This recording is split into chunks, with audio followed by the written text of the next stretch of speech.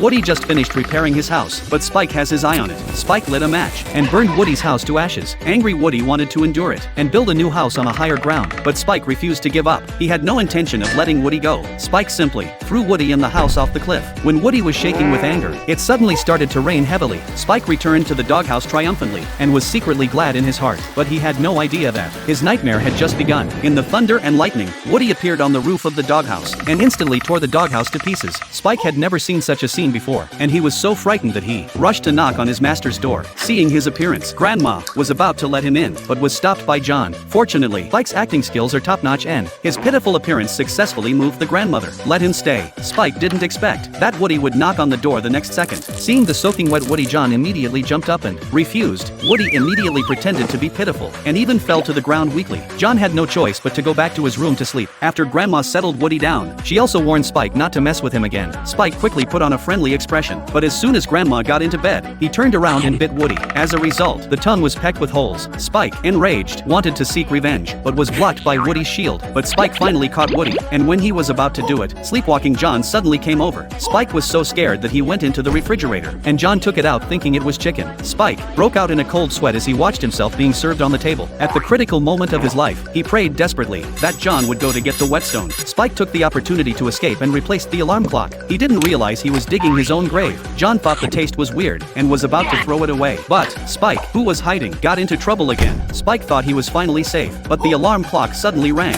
and woke John up. Angry John kicked Spike out. Woody took the opportunity to sneak back to bed and pretend to sleep, but Spike still didn't give up. He tricked Woody into coming over John's room with a hammer. Seeing that Spike was going to put the blame on himself, Woody said he would. He also took out his camera and asked Spike to take a photo as evidence. Take the initiative to cause damage. Spike rushed to develop the photos after taking them. Just as John exploded, he sent the photo promptly. However, after John looked at the photo, show Spike angrily. Spike was thrown out. Spike still hasn't given up. Then he inserted a water pipe from the window and inserted a lit firecracker into it. But Woody has amazing lung capacity, and he blew the firecracker back in one breath. Seeing this, Spike immediately dug a hole and buried his tail in the soil. John, who had no bed to sleep in, decided to sleep on the sofa. Woody was lying on the bed reading a book peacefully. While Spike saw this outside the window and got mad, he rushed into the basement and prepared to saw Woody off. Woody quickly pushed the bed away and dragged John's sofa over. Froze on the spot when he saw the falling object. John stared at him with his eyes wide open. Spike panicked and tried to hide the saw in his mouth, but Woody slapped him away, revealing all the evidence. Not surprisingly, Spike was eventually kicked out of the house. Woody is sleeping peacefully in bed.